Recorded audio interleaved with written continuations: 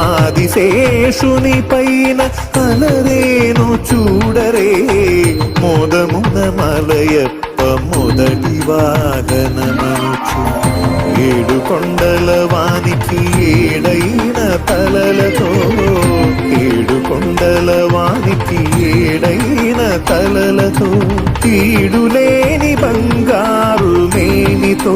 మెరసేటి తీడులేని బంగారు మేనితో మెరసేటి ఆదిశేషుని పైన అలరేను చూడరే